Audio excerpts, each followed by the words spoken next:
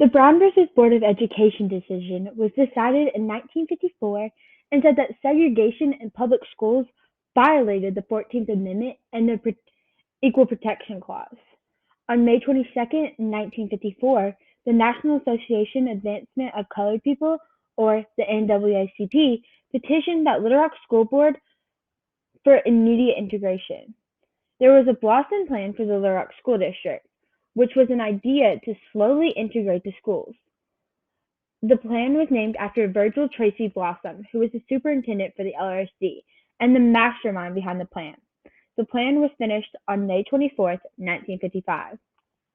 12 African American parents filed a federal lawsuit, Aaron versus Cooper, asking for immediate integration at Little Rock schools. This was on February 6, 1956. On March 11, 1956, all 8 Arkansas U.S. senators/congressmen told people to resist the Brown versus Board decision. U.S. District Court Judge John E. Miller rules Aaron versus Cooper, the school board has utmost good faith. This is on August 28, 1956. Central was the first school to be integrated in the Little Rock School District. 9 African Americans were chosen out of the list of students chosen to come to school here. These students were led by Daisy Bates.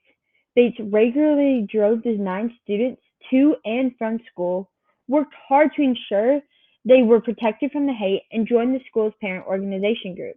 The students were blocked from entering by the Arkansas National Guard, who was sent in by Governor Orval Faubus on September 4, 1957.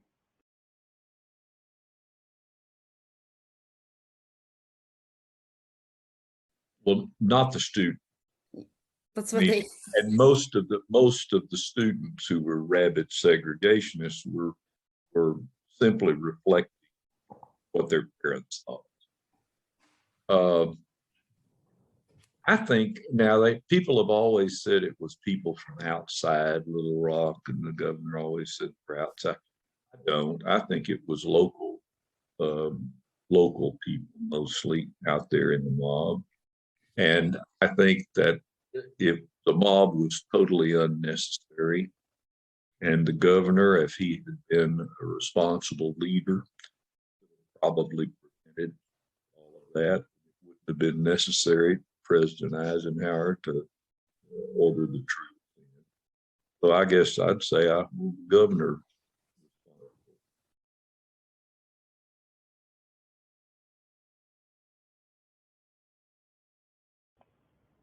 Faubus ended up violating a federal court order, and President Dwight D. Eisenhower finally had to get involved.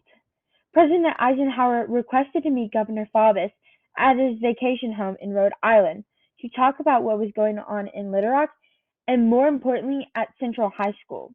The meeting was 2 hours long, but the two talked in private for 20 minutes, the remainder of the time being with other governors.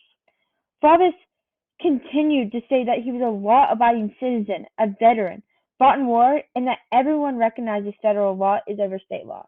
He said this the entire time they talked. Eisenhower suggested to not take troops away, but change what they were there for. Not to block the students from entering, but to protect the students and let them go to school there. Eisenhower pointed out that on September 20th, 1957, Faubus was due to appear before the court to determine whether an injunction was needed.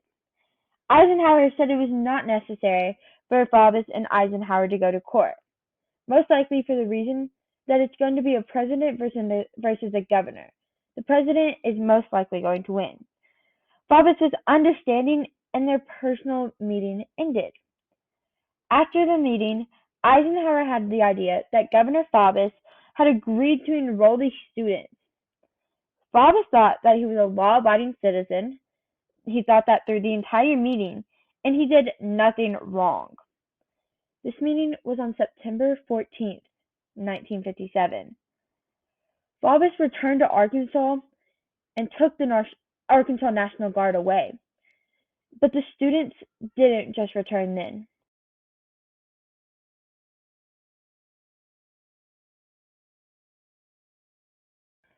On September 23rd, the Little Rock Nine were allowed back into school at Central High School.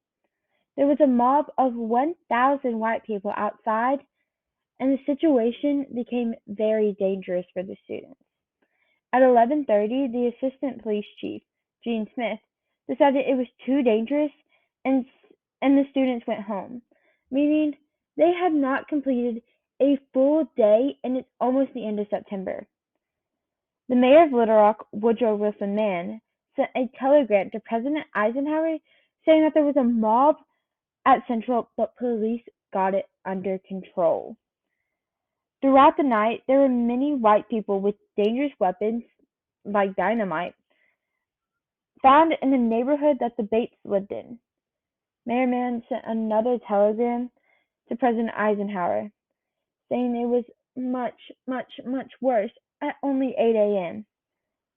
On September 24th at 10:22 a.m., President Eisenhower ordered the Arkansas National Guard and 101st Airborne Division of the U.S. Army to protect those 9 African American students. Some of those troops stayed till November, and some of those troops stayed all year long. The Little Rock Nine recalling that they had a guard with them everywhere they went at Central.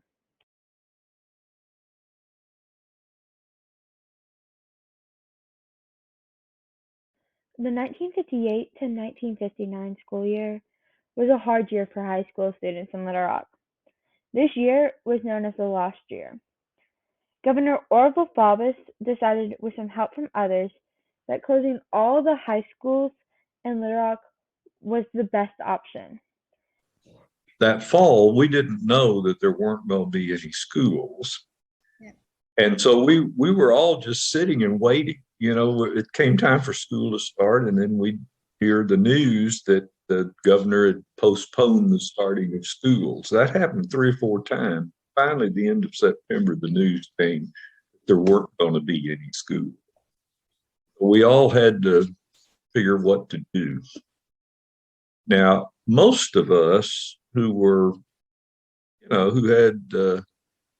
were planning to go to college and things, we found somewhere to go. A lot of kids went and stayed with relatives in other towns. Some took correspondence courses from the university. I was fortunate enough, I guess you'd say, to go that fall semester to Harding Academy in Searcy. Was the best option. There were 3 things in the summer of 1958 that led to the lost year. The first is that the Little Rock School Board requested from the federal court system a delay in integrating schools. Remember, they had already pushed back integrating schools so much, by 4 years at this point. Judge Henry Lindley granted that request till January of 1961. 3 more years. The NAACP did not like this idea and almost immediately petitioned for the Supreme Court to overturn this ruling. The second reason was Faubus wanted to be back in the governor's seat for a 3rd term, this meaning he would serve at this time 6 years. He wanted to be sure he had the vote, so he shut down the schools. Great idea, Faubus. Great idea.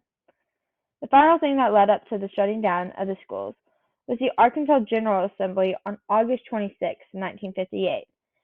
Acts 4 and 5 were some of the bills passed at this assembly. Act 4 allowed any school to shut down if they were faced with racial integration, meaning no school in Arkansas, if they didn't want to be integrated, didn't have to be. And Act 5 allowed any state treasurer to place any displaced student to the school of his or her choice. All of these events led to the closing of the Little Rock High Schools the last year.